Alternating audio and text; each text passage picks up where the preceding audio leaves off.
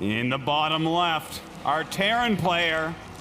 Pretty sure he's gonna win this, he said. Make some noise for Liquid TaeJa.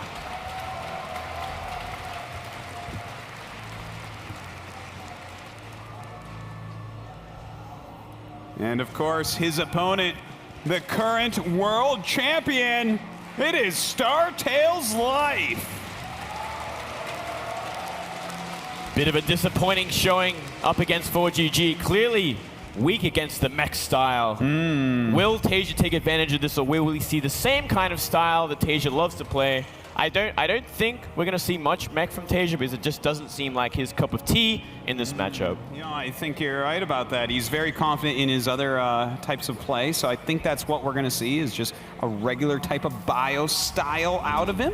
But, I mean, TaeJa does it very, very well. He took out Su in the WCS, I believe it was round of 16, quite convincingly. And Su, the other best Zerg player in the world. Yeah, that is a fact. And you know, TaeJa definitely has the potential with any strategy type to take out Life.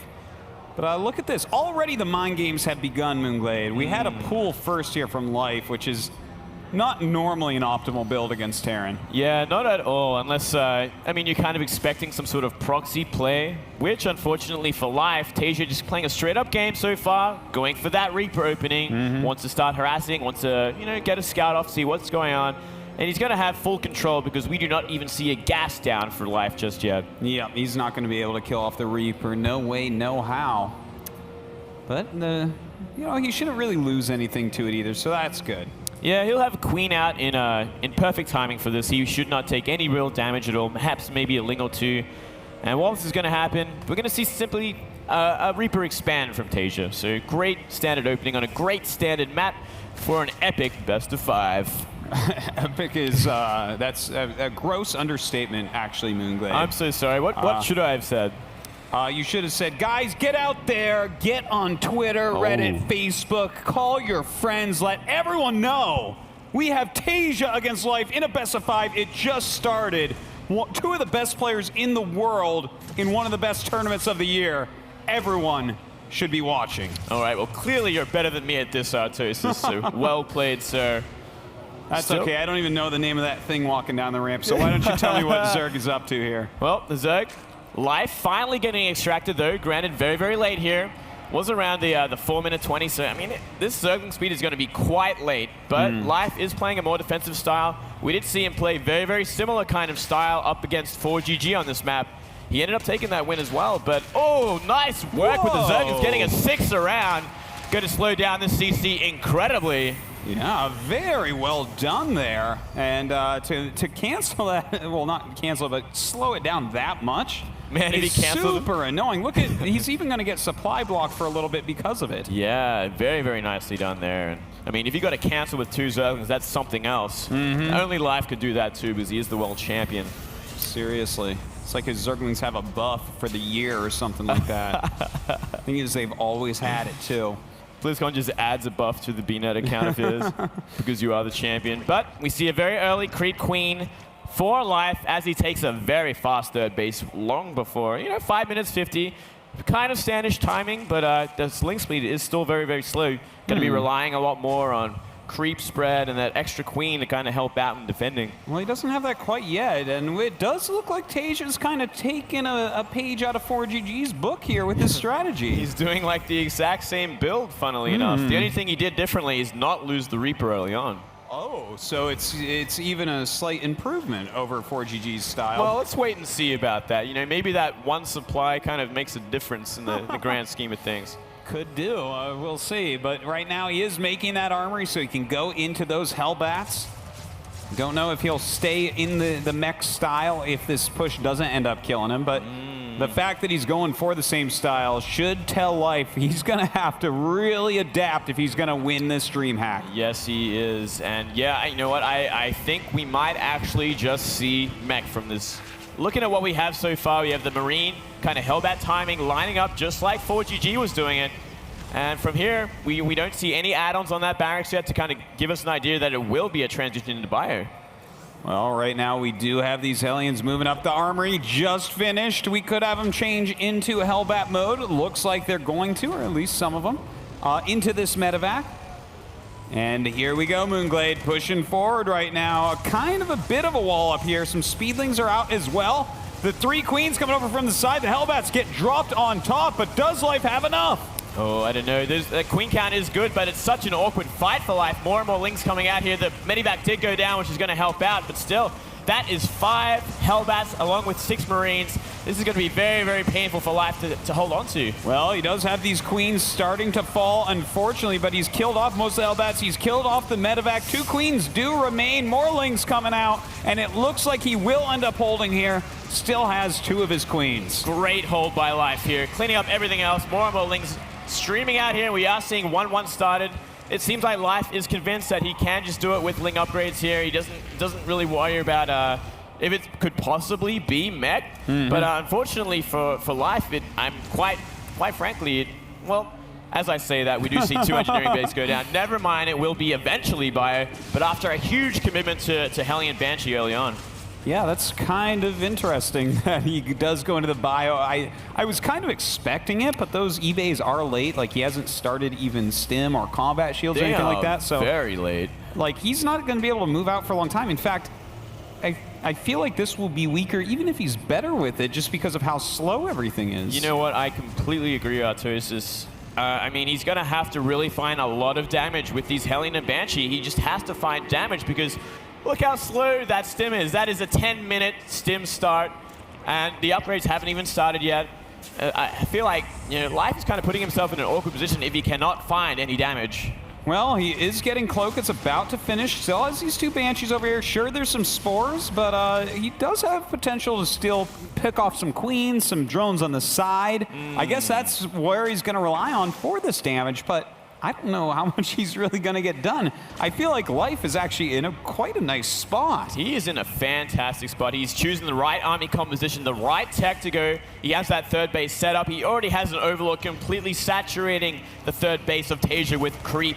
And yeah, nothing could be going better for Life at this point. He just has to hold on and defend and maintain that economy while he goes into mutas. Would you agree if I said Life is good? Life is good, Artosis. He's both good at StarCraft, and our lives are good, and your lives in the audience are good because we are watching a sick match at the moment.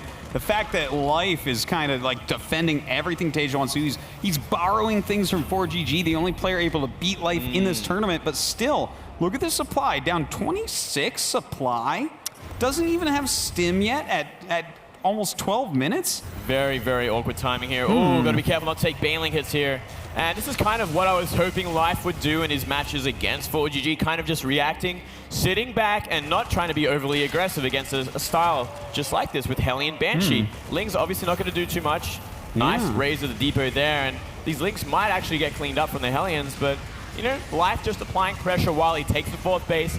Look at that creep spread. That is so important, especially near that 4th base. He's done quite a good job with it so far. It's already over there, going down towards the gold, dropping down below the ramp in front of the natural as well. Some good creep spread to start, but will Life keep it up? Because he is one of these Zergs that sometimes gets tunnel visioned and stops spreading creep as well as he should.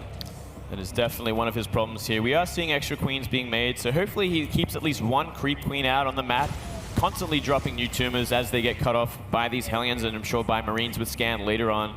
And Mutalist, you know, 9 on the way now, and 2-2 already on the way, almost halfway done for Life. Life in such a great position here. It's actually crazy. It is insane. 2-2 isn't even started. It just starts now for TaeJa, where it's almost... Like, there's no way for TaeJa to win this. How do you win this against Life? Life is like the best Zerg in the whole world, and he's 20 supply ahead, has a 4th base, better upgrades, better tech. It's such a comfortable position here. Like, it could not be better for Life right now. He just has to sit back, wait for that muta count, deflect everything, because there is nothing, not a thing TaeJa can really do on his side of the map. Well, Life gets to choose where he wants to go from here. Continue to make Lings, continue to make mutas, even adding some Banes. Oh my god, is he going to catch that medevac? Luckily it's hard there. Well, 2-2 is about to finish, and with this many Banelings on the way and non-stop units, I do have to ask myself, Is Life going to try to bust through TaeJa right here, right now? I think he is, TaeJa. He is posturing up. He is morphing a lot of banelings here, making more and more Zerglings. And here we go. TaeJa moves out, and the map and gets completely blindsided. Oh, great hits with the Widow Mines. Insanely good hits indeed, but does it matter? He has all of these 2/2 Zerglings against the 1/1 bio. There's almost nothing left here for TaeJa. In fact, he gets right inside. Sure, there's a bunker, but Life is making non-stop lings behind this. He is. There's a constant stream, the standard kind of Zerg style at this point of the game. When you have 4 bases, you catch the Terran army outside their base, and now you're just barreling down. You are non-stop attacking, trying to get on top of the Terran production here, destroying the economy where you can with banelings and lings. We do see a Thor on the ramp here, and a great Widowmine hit, cleaning up a lot of Zerglings. But Life, he has that momentum now. Can he actually be stopped at this point? I don't think he can, Moonglade. More and more lings coming in. He kills off that Thor. The Muta's just going for broke against these Marines. He pulls back towards the turret. But oh my god, even gooping a couple barracks. Gooping indeed. The Contaminate doing a lot of work here. And the Natural is being completely cleaned up, and he is on top of the production here. And GG! Life taking the first game in a much more convincing ZVT. Indeed, indeed. Look, okay, I got some stuff to say about this game. TaeJa saw what 4GG did. He's like, oh, okay, I'll do that opening build. But then he's trying to go into bio behind it. Wrong. If you're gonna do 4GG's build, you better do the whole build. You can't just turn it into something else against someone the caliber of Life. Like, the only way you can make that kind of transition happen is if you do critical damage, critical eco damage to Life. And that didn't happen in this game. I mean, when 4GG did it on that map, he killed the third base at the very least. Yes, indeed he did. Did end up losing that one, but still, I mean, TaeJa can't just pick out little. Or no, it's not little, though. It's like half the build. He's like, okay, the early game I'm going to do the same as 4GG. Didn't really do the damage with it.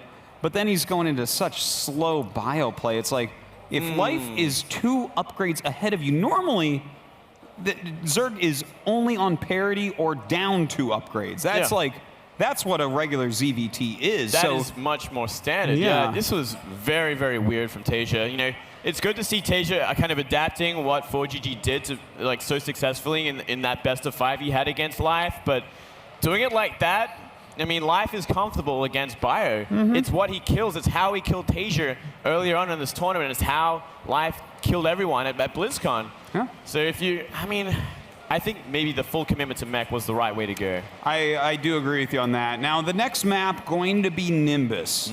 I feel like here, TaeJa should just play a standard style. I actually would expect for him in a regular game against Life to beat him here. He should. He should. It is a very hard map for Zerg, no doubt about that, especially if you're going that Hellion Banshee style. I mean, you can just apply so much pressure. You can take the map. You can contain for so long. The 4th base is horrible on this map for Zerg. That's absolutely horrible. Yeah, very, very tough. And of course, your natural behind your base, that first expansion, very easy to drop. And in fact, if you do take that first, your second expansion, that 3rd base, can be pressured heavily by Reaper Hellion, which would be a pretty good opener for TaeJa, I would say. Yeah, I think so. I think TaeJa will at least do that from just about every game, considering he saw how effective it was against Life in that best of 5. I'd be very surprised if we see otherwise.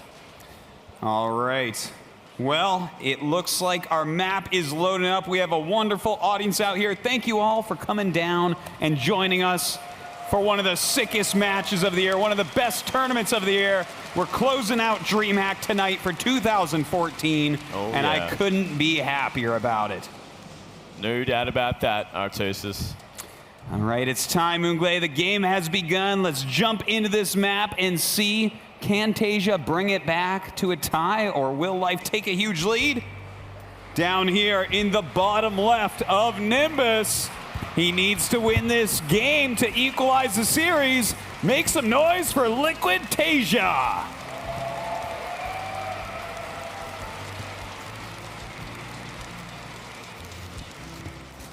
And his opponent winning that first game with seeming ease.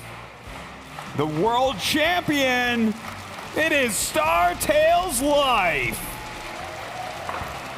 Looking so good in that game 1. It is cross-map, no spawn advantage for Terran at the very least for Life.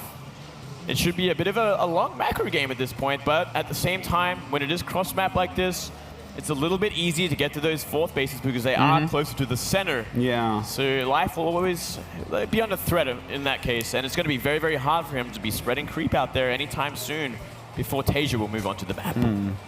I've seen a few different ways that Zergs go about playing this map. I want to hear what you think might be good, or maybe something else altogether. I've seen Zergs sometimes expand to the front. It looks like he's going to skip that one here, you know, to get a jump start on that creep spread.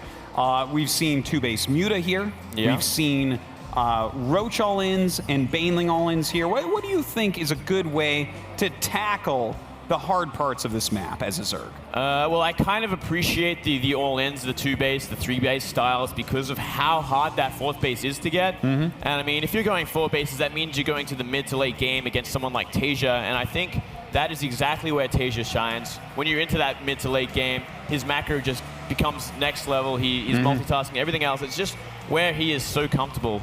But whoa, hang on, look what Life is doing. Wow, he's going double hatchery before pool. If there was any sort of proxy, even a Reaper could deal a lot of damage, but he would just lose straight up to a proxy rack. He would completely lose to that, Nartosis. I tell you what, there's a lot of mind games between these two. They really respect each other. They realize they're on the same level. Either one of them could win on any given Sunday. So we see here a command center first against double hatchery before spawning pool. The greediest two builds these races have. Yeah, normally you would see this build against a Protoss, and even then it can be a risk. But against a Terran, that is unheard of. He must really know TaeJa's style on this map. He must really understand that he likes to go CC first. Are you ready to watch TaeJa's heart sink here? He sees that hatch. He's like, huh, that's... So, Do you have a pool? Oh, wait, the pool's not done. That means that you went double hatch before pool. TaeJa loses this mind game. He does. He does indeed, but he can make a comeback from this. Yes, he's not too far behind where it will be game over. He is going into that factory, and he's making a couple Marines with us as well. So, you know, similar opening to what 4GG would do. I'm sure TaeJa's going into this being like, what would 4GG do? Because seemingly 4GG is so good against Life. Yeah, it is the case. He's the only guy that's beaten him in the last month or so. But you know what? Life didn't go too hatch against 4GG, so I think he could throw at least a little bit of that out the window here. That's true. Well, I do wonder, though. He has gotten 2 gases. Could be Banshee Hellion. I'm thinking we were going to see Banshee Hellion. Yeah. I think, judging from the timing we have so far here, and there goes the starport. Okay, okie dokie. We're going to see that Hellion Banshee. And I wonder if TaeJa's going to follow up with mech, or is he going to go into that bio style? If he goes into the bio, I hope it's not a wonky style. And oh man. Life slings always just find a way here. Now, and trying to slow it down. Does slow it down just slightly, but you know, these are the tiny little games inside the game of StarCraft 2 that high-level players like TaeJa and Life will play against each other. That's right. And good creep spread here already from that third base. We already see the Queen committing at least to 1 tumor. That's going to really, really help out if he keeps that live one alive. And it goes into the middle here and connects the 4th base to the 3rd. Very, very important on this map. Kind of critical, I must say. But these Hellions are going to kind of stunt everything for at least a little time until that speed gets finished for the Zerglings. Yeah, that'll certainly be annoying. There are 4 queens out, so maybe we'll see him rotate some towards the front, even making the 5th queen now. So, you know, he can have a couple queens out in the front, 2, 3 queens to try to help push these back.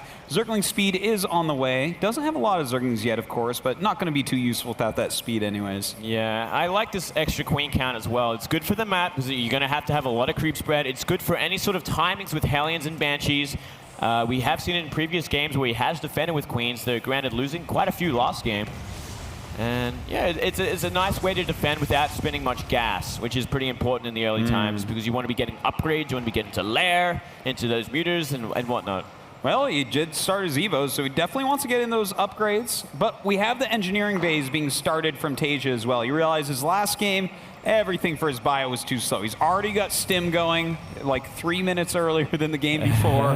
He's already got his double E-bays up, so he should take just a tiny upgrade advantage or parity at least. Looking much better this game for TaeJa. Looking way better. And look at this little Evo Chamber Sim City here. Just going to help out against these Hellion Rumbys, which is very, very common on this map as well. And Queen's in position as well. It looks like we are seeing that Banshee go into the pocket natural here. Might be able to do a little bit of damage. Does have Cloak, actually, so he's going to have to wait until that Spore is finished. Yeah, that's very annoying indeed. Already losing quite a few drones. 3 going down, 4 going down now. We'll come back and kill a few more before the Spore finishes. Yeah, that's 7 now, actually. Wow. Doing some critical damage. 7 drones, and of course a lot of lost mining time as well. That was a very effective Banshee. TaeJa looking so much stronger this map than the map before. Yeah, I'm actually liking TaeJa's build a lot more this game. I mean, with those upgrades, with the stim, he can go for a timing if he wants. He's already doing great damage with the Banshee. He hasn't really found a way in with the Hellions just yet, but not bad at all here. Well, we do have both Banshees now chasing these Queens on. Ooh, a little bit sloppy there, losing one of the Banshees. Does force some energy out of one of the Queens, so the harassment will continue. It looks like we might see that last Banshee go down. And here comes the Hellion run by. Going to try up the ramp, but there's already Zerglings waiting. Definitely not going to work out this time with that Spinecrawler and these Speedlings. Going to go ahead and nice surround, taking out so many of these Hellions. In fact, every single Hellion gets taken out. Life with some stellar defense. Beautiful work there. And 1-1 is, at least 1 plus Carapace almost finished here. And such a swell of Zerglings. I wonder if we're actually going to see that classic Life, like kind of counterattack with Ling Bane. We see so many going across the map here. So many Zerglings. He's doing a bit of a timing on the third base, running the Marines down at maybe the wrong time. More and more Lings coming across the map. Yeah, he actually might be able to get a nice flank there. He's actually trying to bait those Marines into chasing him so he can come around with more. And here we go. He has a lot of Speedlings here now. We do have Medivacs, so they do get to pick up. Nice quick move there by TaeJa. But he's going to lose some of these SCVs if he doesn't run them. Yeah, forcing the run-up. So doing a nice little bit of eco damage there while he's taking a 4th base as well. Hasn't committed to any Banelings because he might have actually forgotten the Baneling Nest, as we see just about finished now. But at the same time, Spire going down. So Life going to transition into that Mutiling Bane style, which he is so very good at.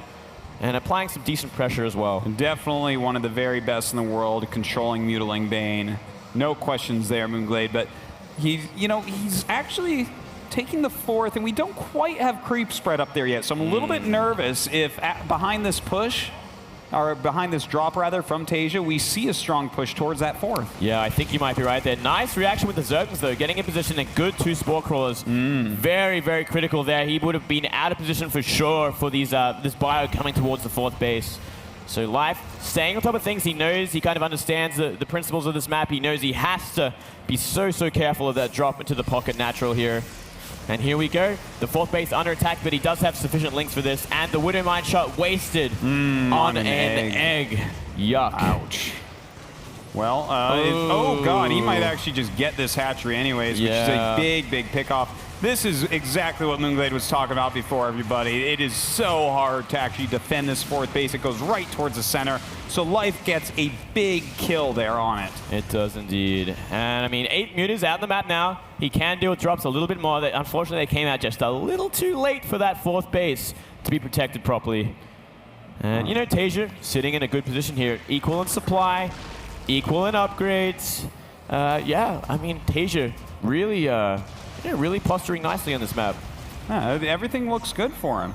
When it's 3 base versus 3 base, Terran has the advantage. But, if Life can get this 4th up and start mining, that'll be nice. Thing is, it's going to be so late that Life has to get some good engagements, and here he goes. He's going to try to get one here. He has a lot of Lings. Oh, I don't know about this. Artorias' huge Widow Mine hits here. Man, that was bad. Life is in a lot of trouble. He's down 25 supply. No Baneling speed to speak of. He's got to get some good connections. And let's see, can he do it? It looks like he will clear this army. He just clears it up here, but yeah, not the best hits there. Big mistake for getting that Baneling Nest, which is really come into play. I mean, look at the Baneling speed. It's only halfway done at this point. And, Life is kind of running over everything at this point. He might try for a counterattack, but still with slow Banes, everything is so hard off creep spread. Oh man, the reinforcements of TaeJa pushing back this army, killing off all the Lings and Banes. Some Mutas do remain, but he's lost a lot of expensive units, and still Baneling speed not yet done. And once again, the 4th base under attack here. Not that many bio though. They will be forced back with these Zerglings until reinforcements arrive. And Muta's going to help out as well. So TaeJa kind of have to run back here, but look where his 4th base is. look at that new staging position. If he can put a planetary there, it's going to get so much harder for Life. Well, he is building it up right now. We'll see if he gets to hold on to it, continue to push up. I love the location, Moonglade. He can push right through there, defending it while attacking that 4th base of Life. I don't know that Life can hold on to it for much longer. I don't think so. Unless he can clean up this army and counterattack that 4th base, he's going to be in such an awkward position for the rest of this game. And so much damage already done to the hatchery here. He's going to try and trade some Banelings, and nice Widowmine hits, actually. Life kind of triggering them. And did a lot of damage to the Terran army here. It did indeed, but he's got to be careful not to let Banelings hit those Marauders. That's going to be the cost-inefficient move that'll definitely lose in the game, but here we go. Ooh. Moving forward right now, the Speed Banes surrounding everything, pushing forward once again. The Mutas focusing down these Medivacs. He's got to reduce those numbers so his Zerglings can do a better job, and he's actually pushing back TaeJa for now. He is for now, but more and more reinforcements are coming in, and now 2 Thors enter the battle, and one is going to go down, but it took so much damage that Life has to pull back once again, and that 4th base must be close to completing, if not complete already. I don't think we see a planetary being upgraded on it just yet, but I would be mighty surprised if it wasn't. And there we go. Well, he does start that up, but oh god, Life is like all in from right here, I think, Moonglade. He hasn't sent a single drone to his 4th. Yeah. It's so late anyways. He has to just get some great engagements. He's moving forward, trying to hit these reinforcing units. Actually going to pick off quite a few here. This is a nice move, but he needs to do a lot more than this to get back in this game. Yeah, he does. He's almost running out of time here. Oh. Ouch. That's always painful to see. Drilling Claws being upgraded just moments ago here. 3-3 almost finished as well for TaeJa. 3-3 is a game winner, I think. It's the game ender. Yeah. It's the game ender, Artosis. It makes such a difference against these 2-2 Zergs. That's the fatality move right there. He's going to rip Life's head off with this 3-3. No way that 4th will be held. No way these Lings will trade as well as they have been. TaeJa playing an absolutely masterful game here on Nimbus. Yeah, and you know, it really came all down to that 4th base. It put Life in such an awkward position that he had to counterattack, had to apply pressure and try and kill TaeJa at an awkward timing, but just not finding it. And TaeJa now up a base with a planetary on that 4th, and 3-3 finishing, and Drilling Claws. Everything else is just horrible for Life here. 50 supply lead. I mean, you name it, he's got it. TaeJa gonna be taking this game. Life with his last few units, his 3rd base going to be falling here. He's already lost that 4th, of course. And we should be seeing GG in just a second. GG! TaeJa ties up the series 1-1. Extremely well played. Much more standard sort of TaeJa style there. Opening up with a nice Hellion Banshee and then going straight into Bio like he should have done perhaps in game 1. This series already one to remember for the ages. Guys, get out there on your social medias. Let your friends know. Let your enemies know that this is going on. It is the Dreamhack Winter 2014. The last Dreamhack of this year. A fantastic year of games. The best year of StarCraft yet, Moonglade. I have to agree with you completely, Artosis, and yeah, this is definitely already a series to remember, and I think it's only going to get better. Well, 1-1, and here's the thing, too. These games are good, but they're very one-sided. Life crushed TaeJa in game 1. TaeJa came back, crushed Life in game 2. Yeah. What will game 3 look like? It's going to be on Deadwing. Interesting. Well, another massive map for starters here. We did see Life go down to 4GG for some very, very powerful mech style on this map before, but I don't think TaeJa will go there. I think we might see more of the same from TaeJa. Pretty hard map, can be even harder for Zerg if it's going to be that vertical spawns. Yeah. TaeJa obviously going to be very aggressive from those spawns as well. So we'll really have to wait and see when we get into the game to know exactly how this is going to pan out. I got to tell you, I think that a lot of this will come down to those spawns. I think if Life is far away on the other edge of the map, how does TaeJa end him? As long as Life is very careful for some of these very scary early pushes, like the Hellbat pushes that we've been seeing all day, Yeah. I think that he can hold on and go into such a macro situation that it's very difficult for anyone to kill him. Yeah, Life definitely, when he gets to that mid-game, it always looks like he wants to go for that 4-base kind of, 6 gas, but 4 saturated base, just Ling, Muted, Bane, kill him. Just crush him and get into that production line like he did in game 1. So I wouldn't be surprised if we do see that on this map as well. All right, well, the countdown has begun, guys. I hope that you're excited like we are. This is an excellent match so far. The winner of this, of course, goes to that grand finals for a best of 7 against 4GG to crown our champion here at Dreamhack winner in Yongshiping. And what a finals it would be. Either player going to the finals against 4GG, it'd just be an amazing storyline. And 4GG, I mean, already taking down Life, already looking insane in TVT. It would just be a magnificent finals. Anything at this point is awesome. There cannot be disappointment from here, I would say. Well, we are in the game, so here we go. Game number 3 on Deadwing. Up here in the top left, in a cross spawn on Deadwing, it is none other than Liquid TaeJa.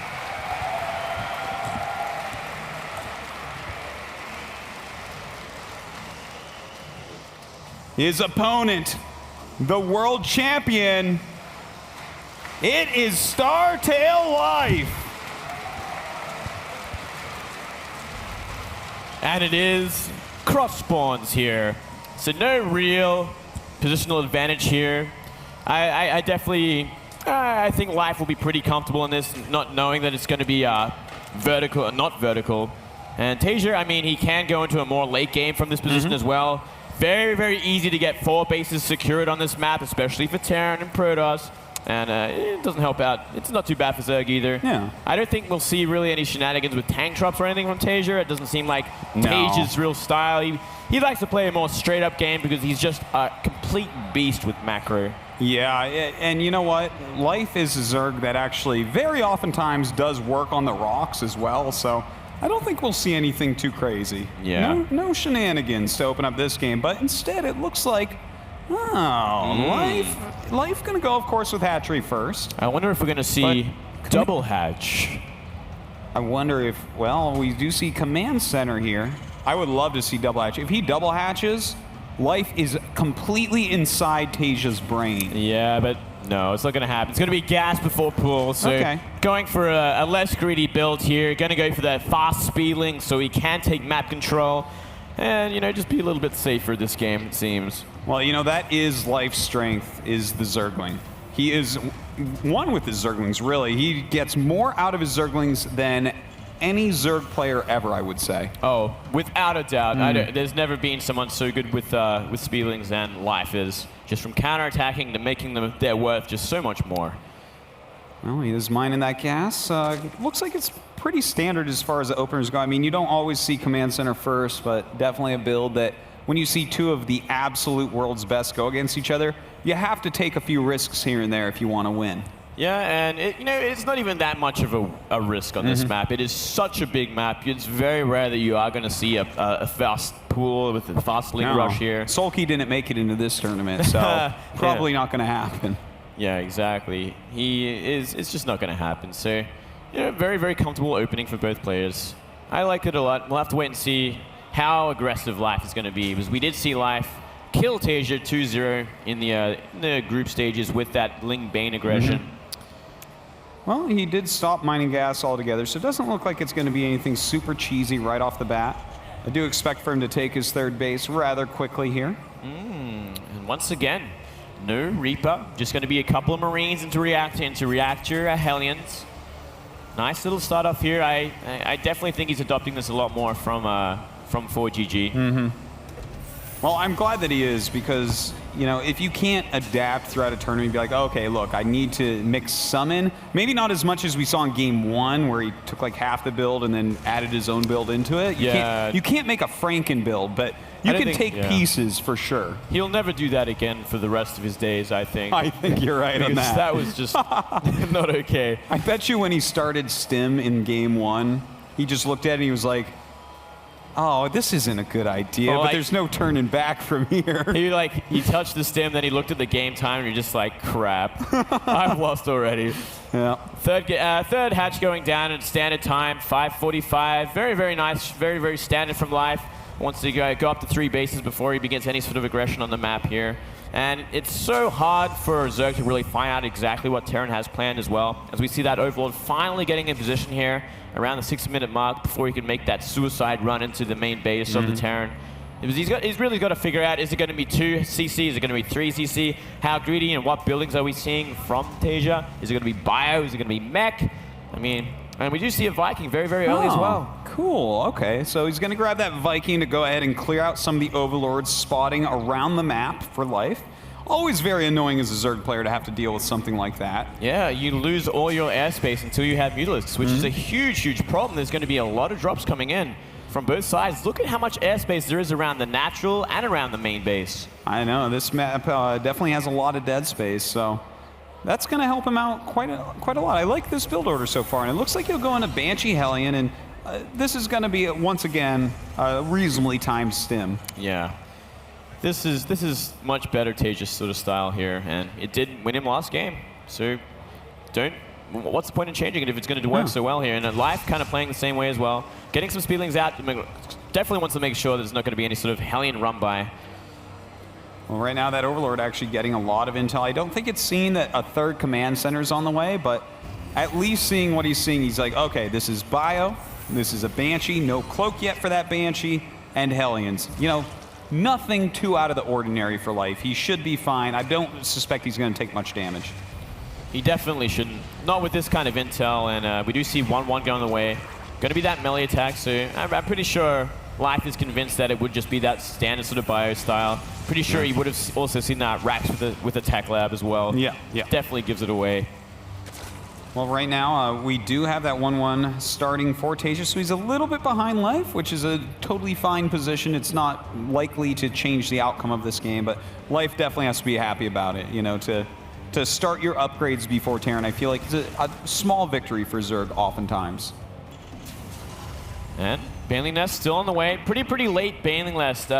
It was a big problem last game, actually. He got Baneling speed kind of like as the game ended, really. Like, he took way too much damage, way too many bad fights before it could really come online and prove to be useful. And we do see a pretty safe 4th base going down for Life as well. Yeah, the macro hatch also. This is, so far, pretty much the most standard game we've seen in a while. I feel like these guys both just continually following their own roadmaps for their build orders. No damage has been done on either side, just some scouting here and there. An Overlord dead here, you know. Hellions chased away there.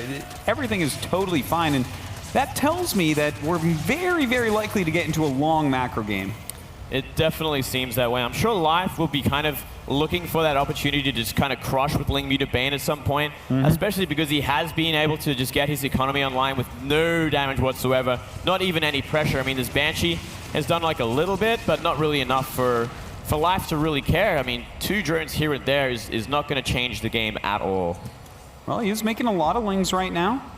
That Spire is about to finish. The Baneling speed, of course, will finish relatively soon. Do you think that he actually could just go, as you said, you know, mass Ling Bane and just kill TaeJa? Could TaeJa die to something like that? I feel like he's pretty good against such things. Well, at this point, I don't think he can kill. But if he finds the army on the map and crushes it, it'll just trigger an instant counterattack from Life. And that's exactly where Life is going to try and aim to kill. And we do see a nice little double drop here on the 3rd base. Very, very awkward kind of position because it is from the low ground as well. Yeah, very nicely done. In fact, the Alien's coming over to try to help out as well. He is going to go ahead with all these Speedlings. Does use the Banelings to kill the Marines on the high ground, but that went pretty well for TaeJa. That was very cost efficient, actually. And TaeJa is already up in supply, which you never want to see against Terran this early in the game. Obviously, Flash. Not Flash. I'm thinking of something else here. Life catching up. He does have that 4th base. He is up a base already. Well, TaeJa doing the parade push right now, coming across this map. You know, with that higher supply, it is a bit scary, but I'm not really scared for Life yet. Again, this is a long walk for him. There's Baneling speed and a lot of Lings, so he's going to come up here and try to kill off this army right now. Oh, actually great Baneling hits there. Wiping out nearly everything, and this could definitely trigger the counterattack that I was talking about. 12 meters on the way, as long as a stream of Zerglings coming up to intercept all the reinforcements here for TaeJa. But he's actually droning behind it, so it looks like the massive counterattack most likely not going to happen. It doesn't seem that way. Maybe not yet, at least, very least here. Yeah, not quite yet. He is trying to get that economy still going, and you know, I think he's also kind of waiting for 2-2 upgrades to finish. When he gets that, he's going to feel absolutely fantastic. Yeah, he will, but he's got to make more banelings here. He's got to be ready for this next attack from TaeJa. TaeJa not stopping at all, doing that parade push down the middle of the map here. And more banelings are being made, and maybe droning a little too soon was life at this point. Well, he's lost a lot of his creep now, which TaeJa has to be quite happy about. Looks like TaeJa may move into a position behind this third base to do some more harassment. A very hard place to actually engage correctly if he chooses to do so. Yeah, this is one of the big problems of this map, is getting into this little nook here behind the third base. It can be so cost efficient for Terran, especially with some mines. And ooh, great pick off on the medivac here. Very, very important actually, and more banelings are going to come in and try and get good hits off, hitting Marauders. Yeah, that's not what he wanted with that engagement. Even a Thor coming down at this point. He's got to be careful. Here we go. A lot of Lings and banelings rolling forward right now. He's going to be able to eliminate most of these Marines, it seems. And, ooh, even chooses to pick up the Thor and run. Yeah, but, I mean, it doesn't look like life is going to stop either. Ooh, not taking that mine hit, which is very, very important here. And the Mutalist is chasing down the medivacs here. Thor goes down, medivacs are going down, and this is the counterattack that I was talking about. Can do a lot of damage here. Oh man, kills a medevac even with some units in it. Getting really cost efficient is life. A lot of Lings on the way. More mutas as well. Trying to pick off that Thor, but a nice hold so far by TaeJa. Very, very nice there. Just a little too overcommitted his life. He has to wait for those reinforcements, wait for more mutas especially here. And he's attacking without banelings. This is also can be a critical mistake because the Marines are just so cost efficient against Zerglings alone. And look at that. The counterattack idea doesn't quite work out here again. Makes a couple drones and looks like he's going to start laying creep. You know, I think I really like how decisive he's like, okay, I'm going to go for it. Oh, it's not working. Switch back into drones immediately. Don't overmake Lings. I really hope that he does throw down an infestation pit soon if he is going to be droning like this, because he should be going into tier 3, and finally he does. But it might be a little too late because we already see 3-3 on the way for TaeJa. Yeah, he's going to have that for a very long time before 3-3 finishes up for life. But you know what? If he hits the right baneling hits, that can kind of equalize. So we'll see if he can stay on top of this type of thing as this game moves forward, because it definitely doesn't look like it's going to end anytime soon. Yeah, another problem is this creep spread. Looking at this creep spread, it is way too short. It is nowhere near the middle of the map. It's not even covering behind the third base. Very, very scary position here, but good to see that fifth base going down at the very least for life. And these mutas and Zerglings look like they are going to be entirely doing counterattacking from this point on. He doesn't want to really attack from the front onwards anymore. Yeah, it looks like that's exactly where he's going, trying to get up maybe into that high ground to walk all the way around. The fourth base being taken by TaeJa could be an area he wants to hit. Coming in here right now with the mutas, going to be able to remove these turrets very, very quickly. Just kind of annoying for TaeJa to have to deal with that. TaeJa, yeah, having to pull back here. It's going to give life a little bit more breathing space here before TaeJa can barrel down the middle of the map and try and keep pushing like he was before. And a nice little drop here behind the natural. Ooh, where's his units? Does he actually have enough to deal with this right now? I think he's going to have to run his drones. He is going to have to for at least a few seconds. Looks like we have some Zerglings coming in here. He cannot afford to lose the Spire of all things either. No, certainly not with that +2 attack. So close to finishing for these mutas. At the same time, the Hive is about 3/4 of the way done, so he can start his Adrenal Glands as 3-3 and maybe get some additional tech as well. Yeah, he will want to get Ultras pretty ASAP, I think, at this point, especially on 5 bases. 10 gases definitely affords it, and we did see TaeJa's army kind of move close to those banelings, and he has to be very careful not to get caught out here, and I think he will. Oh, that Marine. That pesky Marine kind of ruined everything for life here. It was a really good idea. Not going to work out this time. We do have right now these mutas cleaning up this little harassment drop from TaeJa. He doesn't really care that much about that, though, because it did pull the mutas back. It's giving him plenty of time to actually secure everything he's doing at home, including that fourth base. Very, very scared there. We don't see any Ultra Den just yet. I think you should really put that down now. Ultra Caverns, sorry. I always forget that name. 3-3 on the way as well. But 3-3 is already finished for TaeJa at this point. Yeah, he's going to be fighting at a deficit in upgrades for a little bit. But he does have a lot of banelings. He does have well-upgraded mutas right now with that +2 attack. But he's got to be very careful with this. He comes in with a lot of Lings, but does he have enough to actually break through here? There are Widow Mines. I don't see any good connections yet. Oh, here they come.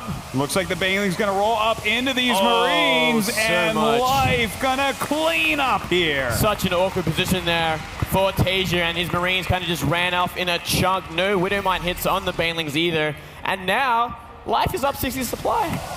Ooh, Wow. Big hit there. Well, up that much supply is quite a big deal, especially when you're on 5 bases. But he hasn't started an Ultralisk Cavern yet, so you know he's still staying on the same types of units, and this is going to give TaeJa maybe a little bit more opportunity to stay in this game and fight his way back. Yeah, I agree. Like, good Widowmine hits could have actually completely changed that fight, whereas if you have Ultralisks, it doesn't happen as much. And yeah, we do see +3 flyer attack on the way as well, so it looks like Life wants to go for that 3-3 with Muta style, which is something we don't see as much. Usually we'll see some kind of transition, but it can work on such a big map. Sure, I don't mind it.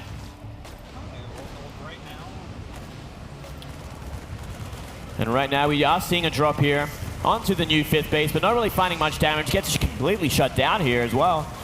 That's right. It looks like he will kill this drop off. Some good spines and spores around for Life right now. Really trying to protect everything. Good harassment here in the main base as well.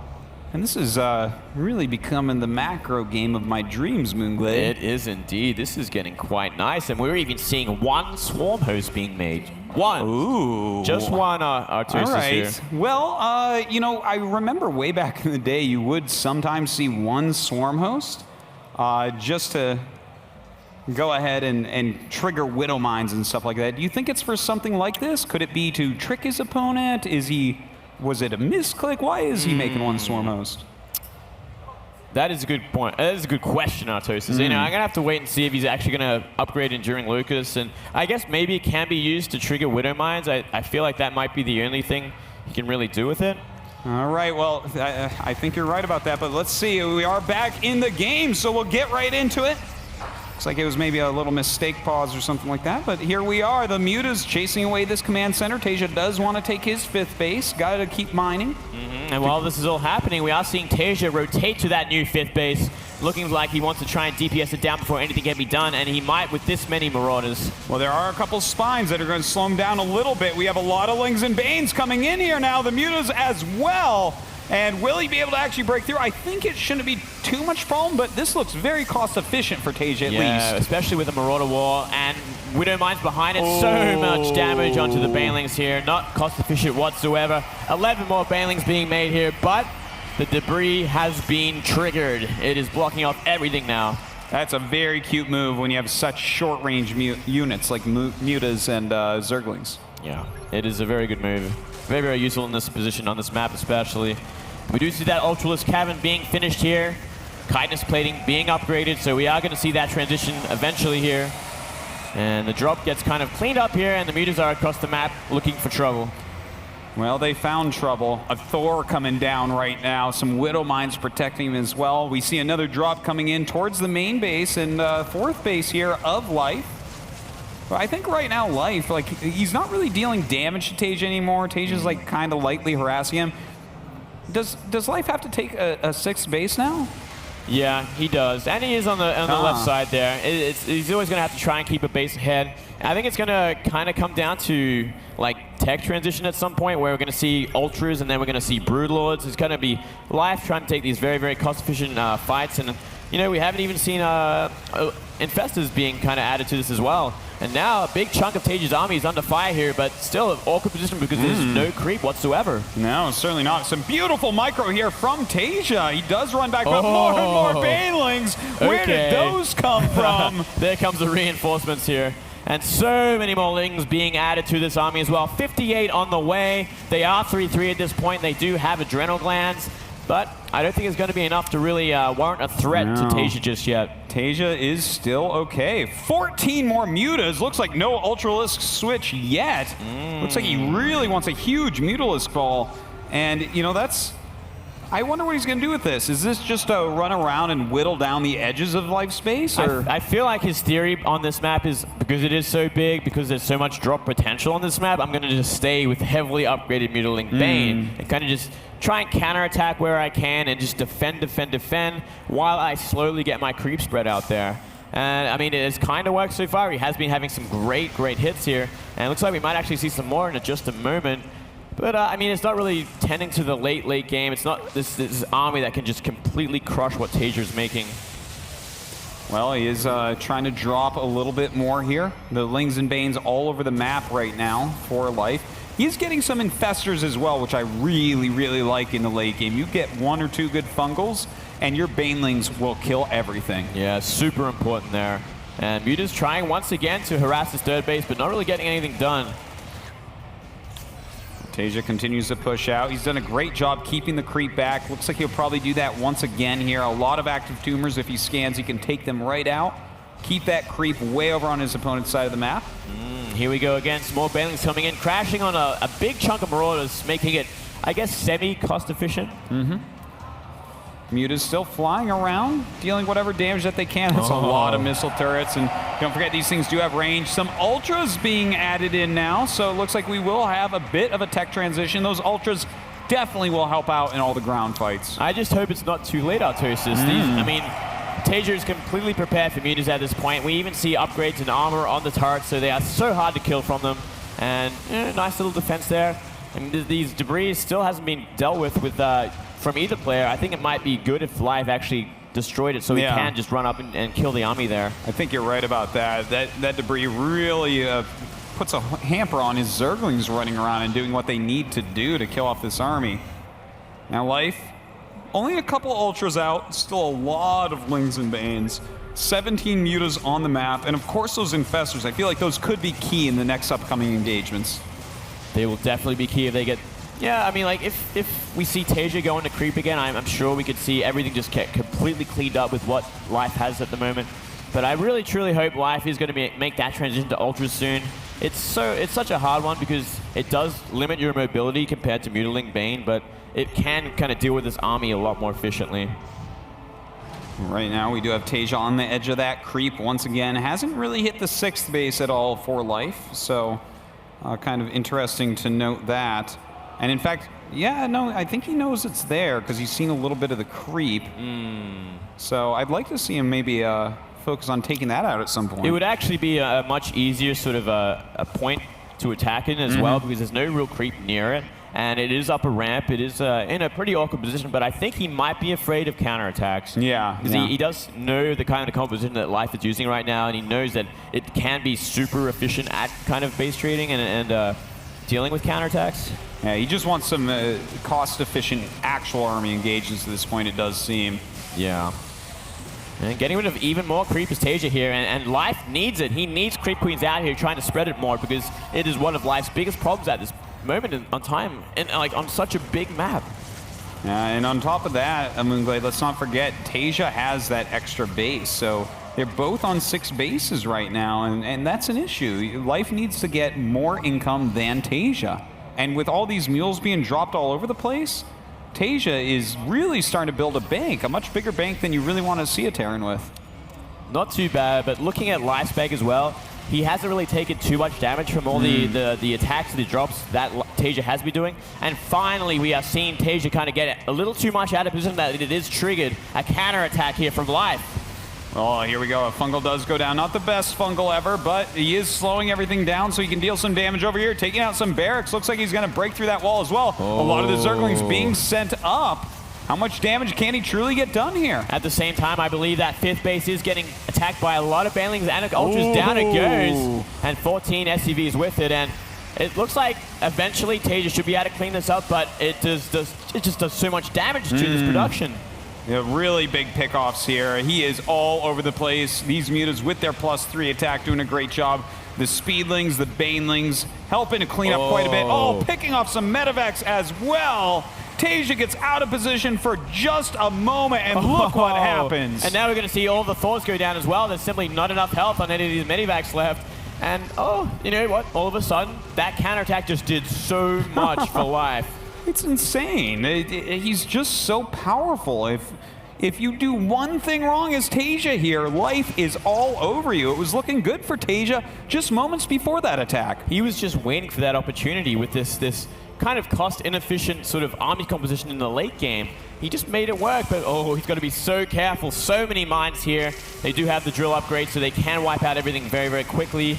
And this is going to be a very awkward fight because there's no creep spread anywhere near this at all. Well, right now we do have the Ultra coming in with a lot of Banes. The Lings coming in from the top here. Some of the Widow Mines having some good connections. Not too bad here, and just about everything's getting wiped out. The Mutalisks are actually helping a lot against these Marauders as well, and we are going to get them picked up and run away, but Life with like a 60 supply lead once again, and this time he's barreling down on the production line.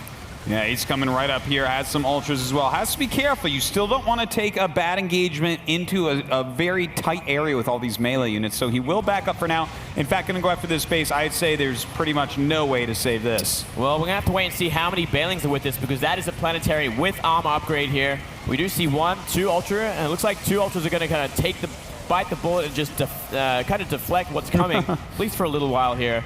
And they're going to get out. So nice little move here, and there's one more planetary up there, but it's going to cost a lot to kind of take out. Well, these units are kind of stuck for now. Yeah. TaeJa may choose to go up and try to kill them off, but his army over here is actually pretty small. So right now we do see these mutas go over to that old third base, going to go ahead and try to do some damage. Here the Ultras trying to take on this planetary, but as you said, it has a lot of armor. It does have a lot of armor, and up comes the reinforcements here, but it's still going to go down here. And while this is happening in the third base, we do see Life just destroying everything that's left. Another CC is going to go down here, and Life in complete control of this game. This is absolutely fantastic by Life. I think that TaeJa is just about dead. He's got almost no money, almost no mining bases. His supply is nearly doubled. He's just got nothing going on anymore. Yeah, and forgetting about these Widow Mines as well, which are kind of cleaning up a little bit of reinforcements, but it's still just not enough. He really should have used them with the rest of his army, because that is such a cost-efficient sort of unit to be using at these kind of times. Well, I think he's going to have to drag everything together for one final push. He's barely making any units at the moment. 10 ultras. Oh, God. These ultras should be able to clean up. Here we go. Life throwing everything he has now into TaeJa's main and last army. TaeJa with some fantastic micro, but it shouldn't end up being enough. Yeah, it shouldn't be. 100 supply down at this point. Mutas can chase down these medivacs as well. And Life, I mean, all he has to do is find the remaining bases here, completely shut down the economy, or just jump onto the production line and completely stop anything from coming out and surviving. Well, this is it. GG!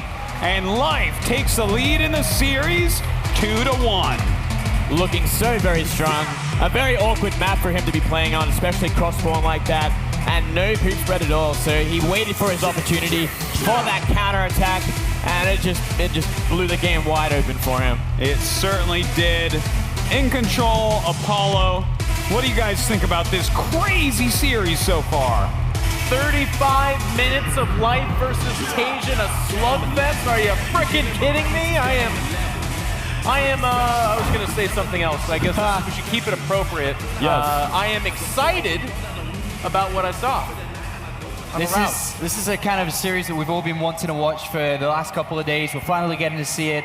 Throughout this weekend, there's been a lot of really one-sided series. This one's really close right now. It's very difficult to see which way it's going to go, but it feels like the longer the game goes, typically TaeJa's going to be stronger in that position. I really thought he was grabbing a lot of traction the longer the game was going in this one. Yeah. Especially with the lack of creep spread that we're seeing out from Life. It's really started to struggle, especially on these maps where, you know, the 5th and 6th expansion are kind of away from the core of the 4 bases that you're typically on as a Zerg, and I felt this was going to really hinder him, but the way that he moves his army, you know, coming around the back, he's always looking for counterattacks. It's so funny because you think Life as a Zerg who counterattacks, this is like 10 lings here or 20 lings there, but he's counterattacking with his entire force. And that one move that he made, where he cleaned up the 5th, he went all the way to the back of TaeJa's main, was beautiful. That was beautiful. You know, Bruce Lee moves like water, but Life moves like the wind. Oh, wow. Nah. Well, Yeah.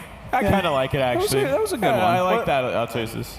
You're way too critical, Jeff. I swear. I can someone never has to. please you. All you guys do is You're like hype, my unhappy hype, father hype. or something. All you do is hype, you know what I mean? But I do want to say, getting cross-spawn was kind of lucky for Life. This is a map that's given Zergs problems in the ZVT matchup. Yep. We saw that ramp tactic going up and down, but he had a Spore Caller there. He was using Banelings to buy time. Yeah. And the creep was an issue, and it was very interesting. Big that issue. Basically, even off creep, he was able to connect with a lot of Banelings. I don't know if I'm spoiled because I'm used to seeing Bomber actually make that look stupid. But TaeJa was having a little bit of a tough time controlling the maxed out armies. He was taking big Baneling hits. I really think that, I don't know if it's just me that's seen this, I don't know if you guys agree with this or not, but it really feels that TaeJa's very eager to fight.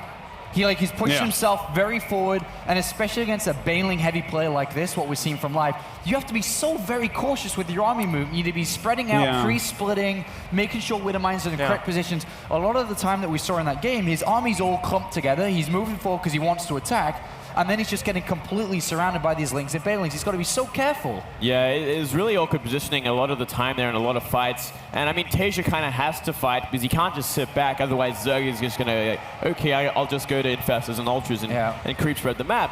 So he had to apply pressure, but it was kind of very hard for him to do. He kept trying to go for the 5th base until eventually Life was like, okay, I'll just go for your main base. And just ran straight in. And you think the creep spread would have been more of an issue, but it just didn't seem to happen that way. It just didn't make sense. Because I kept looking at it, I'm like, I'm terrified for Life because that is such a hard fight to have off creep like that. But there was never really the critical mine hits that would change the game in a way that it would off creep like that. So it was weird. What can TaeJa do different? Because honestly, I don't want to. It seems so generic to complain about map. I think map did play a large part in TaeJa having struggles there, but I felt like his composition was always pretty on point. Yes, he could have microed a little bit better. He expanded like fire. To use the earth elements from earlier. But it didn't seem like he was making any glaring mistakes, but he just, at the end of the game, Life kind of outpaced him pretty hard there. I kind of don't like the Widow Mines in the late game like that. I think I'm a big fan of, you start off with Widow Mines when you're aggressive early on, and you can do that parade pushing as well, which is great. But in the late game, I think more Hellbat oriented with Thors, with Marauders and Marines and a lot of Medivacs can be insanely cost efficient, especially against Ling Bane Muta, which was what Life was doing into the late game, which you never usually see. You know, what he has to do, I think he has to just keep playing like that. That could have gone his way, absolutely. But I mean, when you're that far away, even the creep spread, how much he was killing it didn't make the difference. So that's the biggest map. It's out. Keep playing like that, because if we bring it to a little bit of a smaller map, like our next map, Merry-Go-Round, I think that TaeJa can absolutely win a game that looks very similar to that. Yeah, and I definitely feel that in this type of position, when you're just now one game away from moving on to the finals, a map like Merry-Go-Round that isn't really Zerg favored the longer the game goes, the way that it's so difficult to take a 4th base on this map. If you try to take it in the middle, you're going to get that elevation play. It's so difficult to deal with. TaeJa has to be very careful in the early mid-games here. He must scout well. He's got to play cautiously and defensively, because we all know what Life's like. He might even try to end this incredibly fast just to look at a 3-1. Maybe, just maybe. It is that short map, as you were saying. It is going to be a lot different to Deadwing. And yeah, we could see the same style work very well, simply because it is a smaller map, and there'll be a lot more pressure and a lot more potential for great Widowmine hits, and that 4th base is so damn hard to take and keep safe. All right, guys, we're doing an awesome job. Thanks for the chat. Hopefully you guys out there are having a really good time as well. Without further ado, gentlemen, please continue this amazing best of 5, Artosis and Moonglade. Thank you much, guys. This is a pretty cool one, man.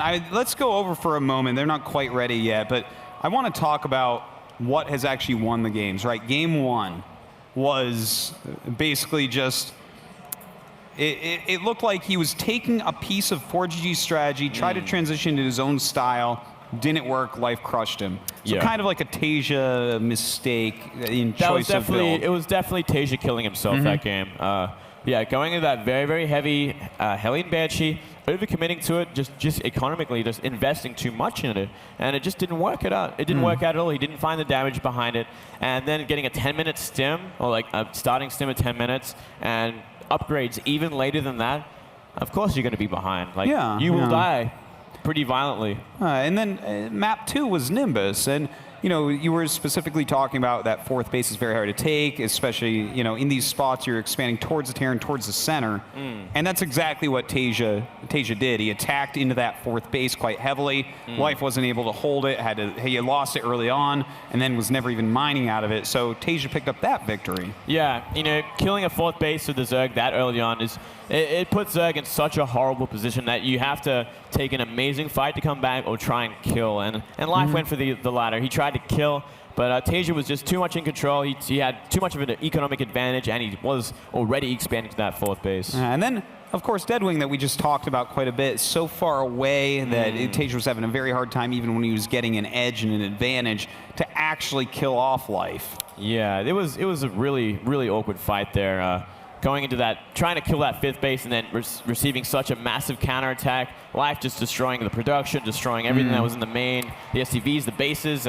Yeah, kind of just a positional mistake from TaeJa, I think. Yeah, well, based so far upon these 3 games, when I'm thinking about it, I'm looking at this, it's merry-go-round. It's a little bit favored for TaeJa, probably. Absolutely. I think that this is going to go to game 5. If you just look at the way the games have played out, like the player with the bit of an edge on the map has been able to win because these guys are so evenly matched. Yeah, I completely agree. This could go to game 5. It could even go to game 6, Artosis, because this is how evenly matched these guys are. I would give just about anything for that, Moonglade. Well, we're in this game now. Game number 4 coming up on merry-go-round. Up here in the top right of merry-go-round. He needs to win this or he is out. It is Liquid TaeJa.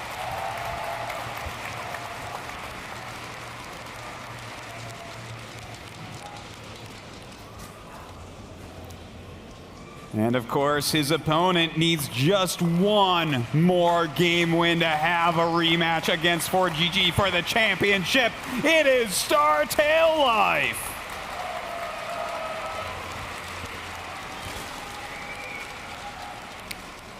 And here we go, Artosis. Starting off, nothing cheesy just yet. No proxies on the way. Looks like we are going to see a very early drone scout from Life. It is a very, very common strategy to go proxy true racks on this map. Super, especially if you're playing against Maru. Maru will do this every single game. So, yes, he will. Yeah, but luckily for Life, it won't be the case, and Life will actually scout TaeJa straight off the bat and see exactly what he's going to be doing, which will be possibly Reaper expand. Yeah, it looks like it. It looks like pretty standard for him, which I definitely have to condone. I think it's very smart to go for just very regular play on a map that you're going to feel a bit favored on. Yeah, I mean, even going for like the 2 Marines and the Hellions, I think would be great on this map as well, because Hellions just own this map. It is their map. It is so open. You just claim map control very, very easily. You have so many places to go, so easy to kite circles on this map. Even do Hellion run-bys if you so desire. A lot of great things because, yeah, the map is so open. The 3rd base is very, very open. It can be harassed very easily. And the 4th base even more so. Well, Life is getting gas right now. Looks like he wants to go into Zergling speed, of course, probably to help deal with those Hellions a bit. But I wouldn't be surprised if he does go for a very aggressive attack, maybe a Roach Bane or something like that. What do you think? Well, we do know he loves his Ling Banes, so that's for sure. And it could happen. I mean, against this kind of build, what we're seeing so far from TaeJa, with that Reaper opening, Reaper expanded, can happen, but it's going to be up to Life to catch the Hellion more than anything else. I think that's really what triggers Life's all-in instinct. It's just like, okay, I killed 2 Hellions, you're going to die. And he just goes. I love it, man. That is the type of ultra decisiveness that makes multiple-time champions. It's like exactly the same type of thing with Jaedong. He'd kill, back when he popped up in StarCraft 1, he'd kill like 1 extra unit and be like, oh, I can kill you, let's go. And we're seeing the same type of thing out of Life, and this is why he is such a great champion. Yeah.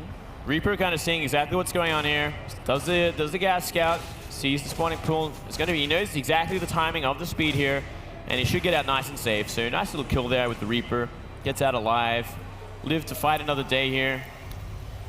And he's going to go straight to Hellions. Yeah, and a second gas as well. Looks like it definitely could be Banshees to go with those Hellions. And of course, that's very nice as well. That 3rd base, it just is so harassable.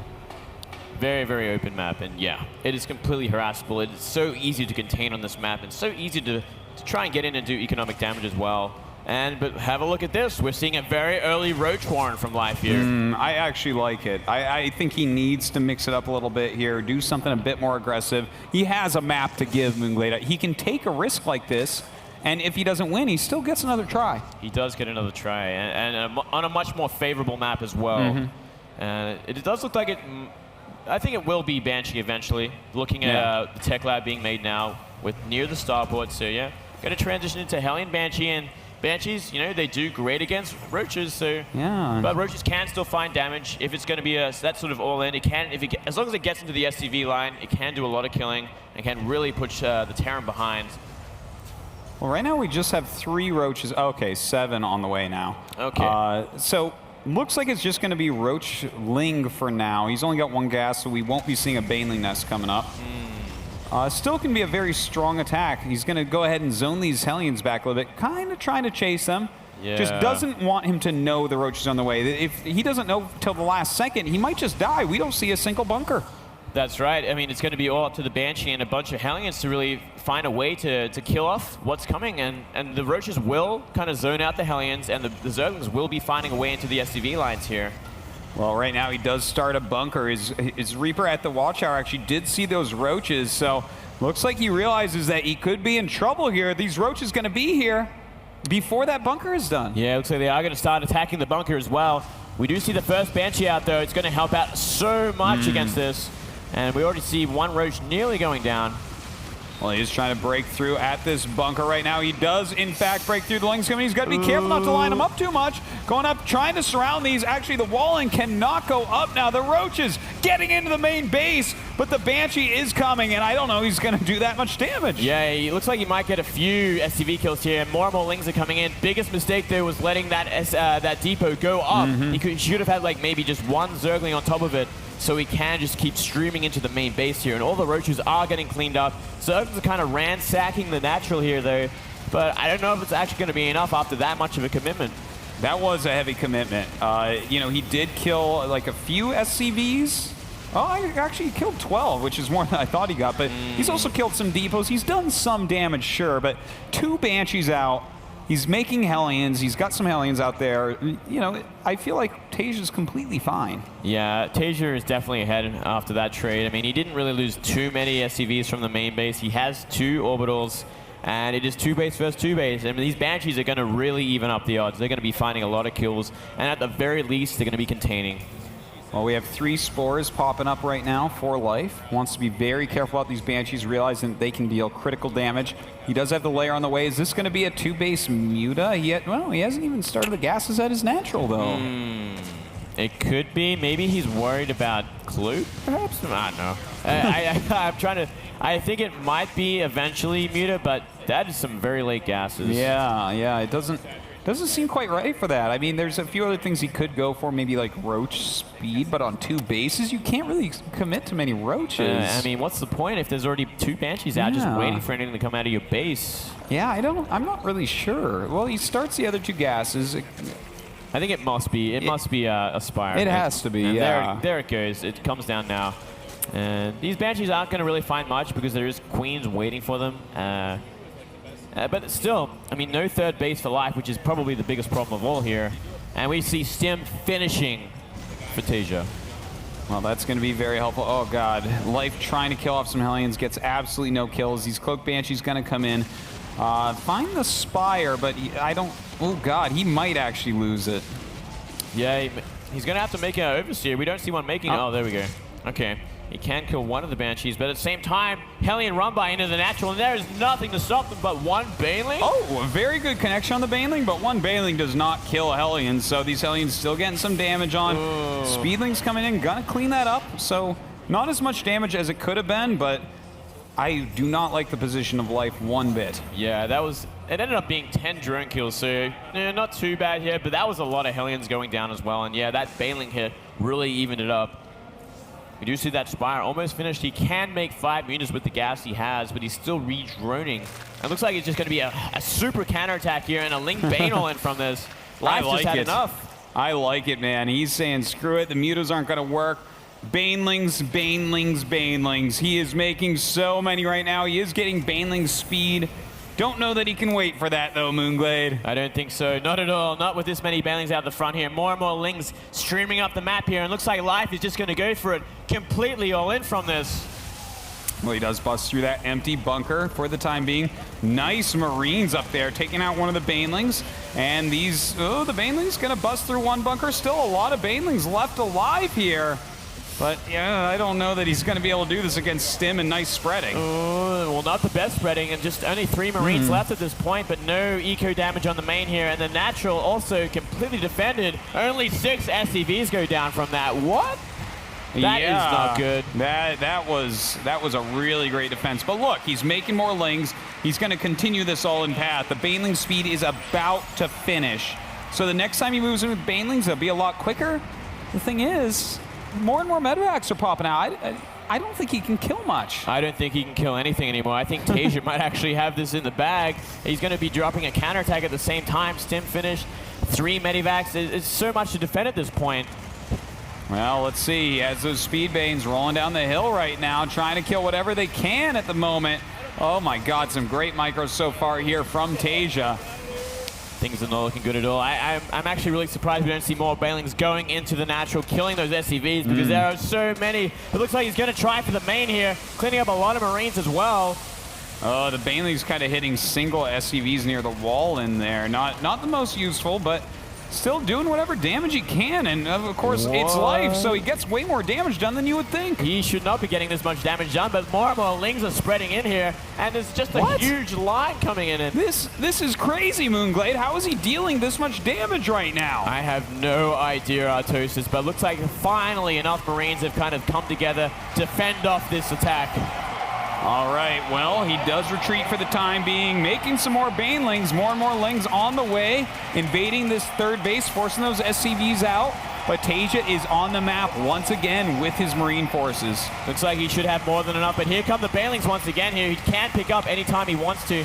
Decent splits as well, not taking too much damage. And looks like he should be able to clean out with this many medivacs. There's pretty much a medivac for every Marine at this point as well. That's right, the Banelings coming in. It's not going to matter. GG, and we're going to go, it looks like, to game number 5. Wow. Nicely done there from TaeJa, and a huge roll-in from Life, you know. Fair enough, it is a pretty, like, you're pretty disadvantaged on this map as a Zerg player. It's very, very awkward positions and awkward fourth base, so I don't blame Life for trying that sort of thing. And yeah. What is the 5th map, Artosis? Oh my, Moonglade. Well, the 5th map, the map on which we are going to decide absolutely everything, is going to be... I'm not sure yet. Well, I guess we'll just have to wait. Yeah, we will see in just a moment what that map is going to be. But this has been just a fantastic series so far. I think we all, despite all the 3-0s from the weekend, I think everyone expects this to go to 5 games. These guys are way too good to 3-0 each other. That is right. And it's going to be Consolidation, Artosis. The perfect map to finish on, perfect is it not? Map. I love this map so much. It's such a great map to have games on. And, you know, it's going to end. I think we could see a pretty long one on this one as well. Absolutely. I would love to see a long macro game here, but you never know with these guys. It might be time for TaeJa to go for proxy Raxes. It might be time for another all-in attempt from Life. He's the type of guy that will put it all on the line with an all-in, even if game 4 doesn't work. He's like, oh, maybe it'll work game 5. Let's see. He has no fear. That is for sure. He will do anything he wants, and he'll try and win with it. I would be sad, though, if it was an all-in. I want to see a juicy macro game once again. Give us a 35-minute macro game again. Those are just fantastic. Give us a 50-minute. A 50-minute. You know what? I want the map to be mined out. Yeah. Let's call it a draw and go to game 6.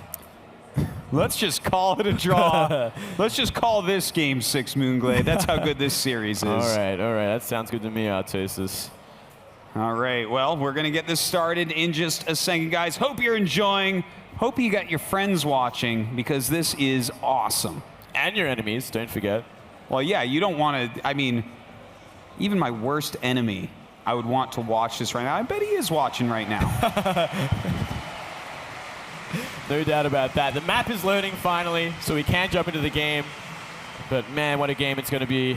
So excited for this match. They're so evenly matched, I think. Yeah, either one of these guys could win. The question is, can they beat 4GG? That guy is on fire today. Yeah, that is the question, and that is what we'll find out at the end of this day. All right, well, guys, it is time. Let's get into this game. It's game number 5. We're about to find out who's going to the grand finals.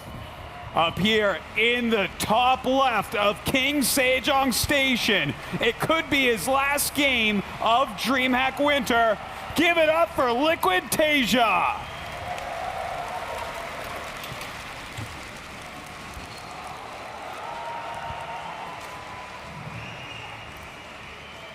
And his opponent, he won BlizzCon, and now he wants to win Dreamhack. Make some noise for StarTale Life.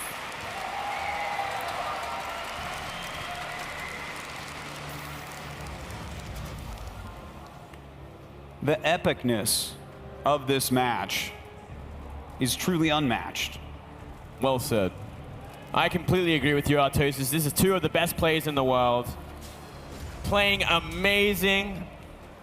They made it to the top 3. They want to win the whole thing. Both of them have the potential to do so. 4GG, though, just playing insane. It's some stiff competition here to win this tournament. What a great way to end the year, Artosis. It certainly is. This is my last trip of the year, Moonglade. It's been a great year for StarCraft. Great year for StarCraft fans. The Dreamhacks this year have been out of control. Just they've done a fantastic job. Guys, why don't you make some noise for Dreamhack?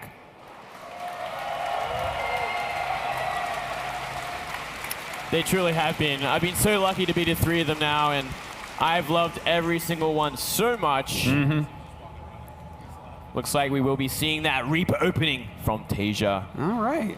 Good for this map that because of that backdoor way into the base, you can get all the scout off you need, and you can do a little bit of harassment as well. All right, we'll see how much damage he gets done there. Of course, Life, very standard build. Hatchery into pool, into gas. Super standard, actually. We've seen him do it on just about every map, I think, except maybe 1 or 2. Except for the double hatchery before pool map, of course. Oh, yeah, I want to see that again. Well, I want to be careful with how often we see that. Well, I think if we saw that on this map, this game would be over when that Reaper comes out. Pretty much. Well, the Reaper going to go out to scout. Of course, the Overlord sees that everything completely normal. I like normal right now. You know, I get very excited by new stuff, but Game 5 between these two titans, I like normal. I like normal as well. I want to see this game go for a long time. I want to see their macro clash against each other for at least 30 minutes. 50 minutes. I liked what you said. 50 okay, minutes. all right. I was going to be generous here, but we can do 50.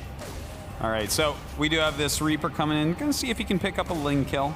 Probably can. Yeah, he's been pretty consistent killing a Ling or 2 of Life. It seems like Life doesn't care about that too much. Yeah, nice little harassment here from the Reaper, actually. Look at that, 2 Lings already. Yep, 2 Lings go down. Nice micro so far. Yeah, going to have to get zoned out by the Queen eventually, though. So, yeah, nice little work there, just doing a little bit of a poke. Gaining map control, seeing everything he needed to see. Had to see that Zergling speed timing, had to see the gas being mines. And while it's all happening, standard transition into that factory and a second gas, so most likely going to be another Banshee. Hellion Banshee, of course, a good choice. I feel like on this map, the Banshees are really quite useful. There's a lot of ways to fly into that main base. Of course, the natural has its minerals back against the air, so pretty easy to pick off a few drones here and there. Yeah, that natural is super exposed, and it seems to be the trend against Life more than anything else. Yes. Life seems to kind of have a little bit of a weakness against this opening, which 4GG really showed everyone. You know, if it wasn't for 4GG, let's say that Life had just killed 4GG, and 4GG drops down and TaeJa goes to the finals, I think that Life would have just killed him, just straight up in the finals, because 4GG has exposed how to kill Life. So TaeJa's using that information to make this a super close series. It really does seem that way. It seems like Life learnt a lot from those 5 games that Life did have against 4GG. And, yep, Banshee and Cloak on the way this time as well. And very, very standard still for Life, though. Not trying anything crazy this game. No mass Zerglings on the map, no roaches, just a third base at the standard timing. Making his queens, pushing his creep spread, making up drones. Everything looking fine. And a nice number of queens, too, actually. It's going to help out in kind of zoning out the Hellion so he can get decent creep spread in front of that third and natural. And from there, I mean, also we see a nice creep spread from the back of the natural over the debris as well, which I like a lot. Yeah, I quite like that. We've actually seen lately quite a few Zergs taking that as the 4th base. What do you think? That's exactly what I would do. I mean, that's exactly what I see the top Zergs do. I feel like it is the more safer one, and a lot of it comes down to the fact that you can spread creep out there very, very early on as well. Well, it looks like he is getting ready for that, which tells us that very likely he's going to a macro game. Also, these 2 evolution chambers tell us that. So it looks like Life doesn't want to end it early. He wants to play the macro game to decide if he gets to go to the grand finals and get a revenge match. Yeah, I think why not? I mean, he had the longest macro game against TaeJa, and he ended up just crushing him. So he is very, very comfortable in this position here. Banshee, you know, only finding 4 kills, so Not the best. No, not the best, but, you know, 4 kills is at least something for now. That Banshee is not dead yet. He's got to be careful, though. It's got, like, 1 hit point left on it. And we see Zergling's already attacking the debris at the back as well. Because I definitely think we're going to see Life expand there eventually as well. Well, the Banshee is going to circle around, see if he can do some more. 1-1 started for both players. A little bit quicker for Life, which is quite nice, and already started that layer as well. Life still doesn't have a Baneling Nest. Finally goes down. I get nervous nowadays because he did get it super late that one game, and he pretty much died before Baneling Speed was even finished. Yeah, that's one of the most important upgrades there is in this match. If you don't have Baneling Speed, a player like TaeJa is going to out-micro you to the moon and back. Yeah, the only thing that might be a little bit more important is Zergling Speed, but after that, you need Baneling Speed. Well, looks like he will get these rocks broken down. Hasn't done too much creep over there yet as the tumor was killed off. Banshee's coming in, trying to get some more kills. They get a couple more, not too bad. Yeah, 3 more. They're kind of paying for themselves, and at the same time, they can deny creep. They can contain a lot. So same thing as these Hellions. 1-1 almost finished for Life. You know, getting there now, and we do see that Spire go down as well. That's right. Also a macro hatch. No 4th base, but the macro hatch first. We'll see if he goes ahead and expands here as well. Great scan, actually. Sees everything that Life has planned, but it is super standard, so no shocker. And yeah, I mean, it's going to be up to TaeJa to try and take those advantageous fights on this map. Right now, the Baneling Speed, about 1/4 the way done. More Lings on the way. Quite a few more Lings on the way, and he has started that 4th base, so it is over on that side that you were saying you like, Moonglade. I like it so much, Artosis. It looks pretty safe, and with the Baneling Speed time like this and the fact he's making a lot of Lings. Oh, hang on. Hellions got to be careful here. They can get surrounded. I mean, I think that would actually just trigger Life to go crazy once again. Now that 1-1 has just finished and 2-2 is on the way instantly. 9 Banes being morphed. He knows the timing of Terran. He knows that the Marines as well as these Hellions are going to be coming across the map to try and cancel that 4th base, which would put Life in a horrible position. I don't think it's going to work. There's so many Lings, there's so many Banes. Baneling Speed is just about to finish. I don't think TaeJa can do anything to this 4th. I think Life has timed everything out perfectly, and exactly as you said, it was easier for him to get the creep spread over there, and now he has enough that he can defend this base. Yeah, the creep spread is great actually this game. He really understands it. Well, he knows that it is so easy to kind of creep spread up here, and I mean, look how many tumors are up here. He can engage so easily on this army, especially because those Hellions have not turned into Hellbats just yet, even though they can. Finally they do, but here comes the Banelings. Uh-oh, there are some Widowmines. A very good Widowmine hit on those Zerglings. So Life actually loses quite a bit there. More and more Lings coming up. Does force a liftoff. Does force the liftoff. Looks like they're going to try and drop behind the 4th base here. I mean, it's going to be safe for now, but once those mutas are out, he's just going to get destroyed. He's going to be very careful here. Not the best engagement for Life, but really nice pickup there by TaeJa. But as you said, Moonglade, we have mutas about to hatch. He sees the mutas. He's going to rocket out of here, but he's not done yet. He's keeping the pressure on. He has his Widowmines buried. He's on the edge of creep. So this is not held yet. TaeJa is putting his foot down saying, I am killing this base. Well, he's got a long way to go if he wants to kill us, and I'm sure we're going to see once these Banelings have finished that Life is going to go for the Mega Surround here and try and shut down everything at this just outside the creep. Only 3 Widowmines now, 2 more being added. Can go for very, very cost-efficient hits at this point. This is kind of the scariest time for Widowmines against Zerg, in my opinion. Well, right now, Moonglade, actually, you know what I like? 2-2 is about to finish well before the Terran 2-2. Yeah. When that finishes, I feel like he can clean this up without any problem. Yeah, I completely agree with you, Artosis. That might be what he's waiting for. It has finished at this point. Life, posturing, going to send out some more Zergs, try and trigger as many Widowmines as he can. Yeah, gets one there. Oh, they did unburrow, and he is going for it right now, pushing the Terran up against the wall. The Speed Banelings coming in, so many Zerglings, so many Mutalisks, and there is no way for TaeJa to hold on. Completely destroyed here. Great timing from Life, and Life is going to keep this momentum up, but that Widowmine here is going to slow down everything.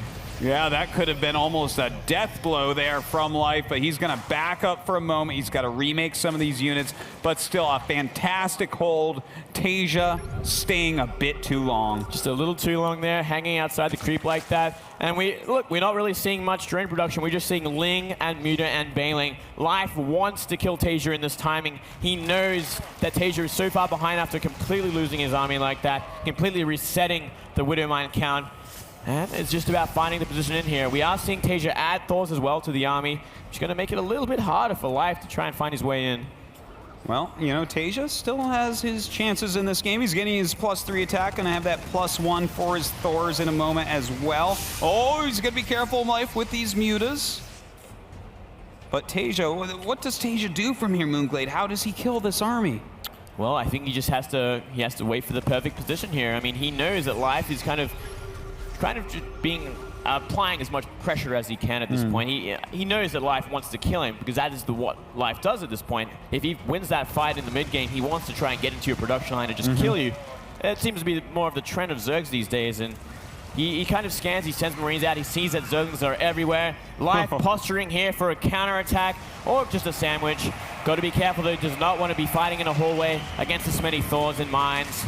But here we go, looks like Life going in once again. And we have a ton of Banelings rolling through here. The Marauders and Thors try to tank, but they can't do it. There's way too many. The Banelings connecting with absolutely everything. The Thors going down. The Mutalisks going forward. Life is completely unbeatable here. Completely unbeatable, especially with an 80 supply lead at this point. He is barreling down into the production line, and there is nothing that TaeJa can do from here. Absolutely nothing. TaeJa is dead, everybody. Life will get his rematch against 4GG.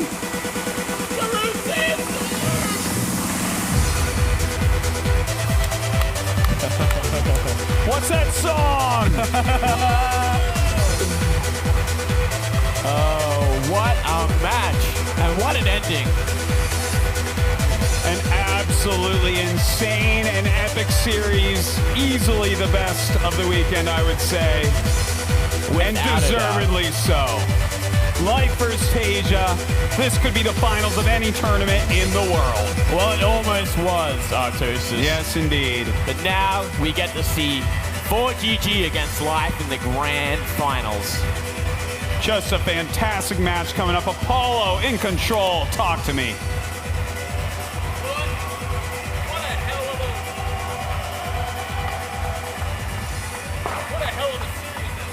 They're speechless, Artosis. They're speechless, Moonglade. I am still not speechless anymore. That was an incredible series, absolutely phenomenal, even right down to the ending. How many times have we seen Life change a chase a fleeing Terran all the way into their base and swarm them for the win? A great way to end a best of 5. 3 times now that Life's beaten TaeJa in recent time. Of course, you got the BlizzCon victory, you had group stage victory at this tournament, and another one on top of that. That is true domination against TaeJa, who is so good at these tournaments. He's won so many StarCraft tournaments, but Life has proven it's no fluke. Beating this guy 3 times, he's looking at that championship, but I guess there is one guy who has beat him this tournament. There is. It's going to be a revenge story, which I'm pretty excited about. Oh my god, I just don't even know how that'll go. 4GG's style seems to be very strong against Life. Yeah, but Life right now, like, I am so hyped up about his play. This kid is on fire, winning BlizzCon. He's doing so well here. He looks better than he ever has. Artosis, is it safe to say that Life is the most successful Zerg that we've ever had in StarCraft 2? I mean, the only other person you can even mention is Sue at this point, right? And Sue hasn't won anything. Sue hasn't won anything. You still have to mention him, though. 4 GSL Kodas finals in a row is pretty sick, but Life with 2 giant championships possibly in a row in the course of a month? Who does that? And he's done this before, too. Yeah. Moonglade said something backstage that I really liked, actually. You said you want some consistency from our world champion, and I think that's really cool. In StarCraft 2, we've had people pop up. They've grabbed big trophies, like SOS, who's not here, wasn't at BlizzCon. But Life, winner of BlizzCon, Winner of Dreamhack winner? He wow. has to, you know, because it is such a good storyline, and it makes so much sense. And I think it's what we need. We need some consistency from a champion, not just to disappear again like the previous champions, especially last year's BlizzCon champion. Well, guys, I think that Life and Smix are ready on the stage for a little interview. Let's go ahead and see what he's thinking after beating his biggest rival. Thank you very much, Artosis. I, for one, am also very curious what's going through Life's head. Life, as we've been waiting to get thrown for the interview, I've been looking at your facial expression, and to be honest, you don't seem that happy despite the fact that you just beat TaeJa, who many thought you would face in the grand finals. What is going through your head right now? 지금 표정을 보니까 그닥 막 좋은 표정은 아닌데 엄청 어려운 상대 이겼는데도 왜 표정은 그렇게 좋진 않으세요? 아직 결승까지 올라왔지만 우승을 목표로 하고 있기 때문에 당연히 좋을 수가 없고, 제가 승자전에서 헤드셋 때문에 너무 혼자 말려서 혼자 그냥 꼬라박다가 진 것 같아서 일단 너무 못해서 만회하고 싶어요 일단. So he says, the reason why I don't look that satisfied or happy right now is because I came to this tournament to get to the finals definitely and to win the whole tournament. So how can I be happy or satisfied when I haven't done that yet? That being said, another reason why I'm not too happy right now is because in the winners finals when I was playing against 4GG, I was actually really in a lot of pain because of the headset. Because of that, I was so distracted when I played and I wasn't able to show my best performance, and that really, really bothered me. So I want to make sure to not let that happen again in the finals when I play him again. Now, Life, TaeJa had been saying over and over again that he wanted to play you from the beginning every time he was interviewed. Did that make you nervous at all? 윤영서 선수가 계속 만나고 싶어 했는데 그것 때문에 약간 긴장감이 더 생기지 않았나요? 일단 영서 형이 진짜 잘하는 선수라고 생각해서 긴장도 많이 했고 꼭 이기고 싶어서 혼자 마인드 컨트롤 잘해서 이긴 것 같아요. So he says, I definitely did get very nervous, and because of that, because of what he was saying as well, my desire to win in this game grew even stronger. So because of that, I really tried to focus on keeping my mind and I guess my emotions under control so that I wouldn't flip out and I would be able to play my play just as I wanted to. And you mentioned 4GG earlier. You will be facing him in the grand finals. I know you were mentioning the headset. Are you saying that if it wasn't for the headset, you would have beat him easily? 이제 결승전에서 박지수 선수를 다시 만나게 됐는데 아까 헤드셋 문제로 되게 좀 힘들었다고 했는데 그 헤드셋 문제 아니었으면 쉽게 이길 수 있는 상대라고 이런 뜻인가요? 쉽게 이길 수 있는 상대는 아니고 제가 바이오닉 위주로 하는 테란한테는 거의 안 질 자신이 있는데 매일 대회에서 메카닉 쓰는 사람 만나면 맨날 혼자 깨지더라고요. 꼬라박다가. 그래서 일단 머리를 잘 굴려서 잘해봐야 할 것 같아요. So he says, no, I'm not saying he's an easy opponent, but I have noticed that at tournaments, whenever I go up against a Terran player who likes to go bio, I pretty much crush them. They're pretty easy, but it's when they go for mech that I seem to have a lot more trouble, just as I did against 4GG. So definitely before this grand finals, I'm going to have to dig my brain around and prepare. Well, Life, I'm really looking forward to that finals. Congratulations again on your 3-2 victory over TaeJa. Before we head into our grand finals, Studio Desk, back to you. Thank you, Smix. Always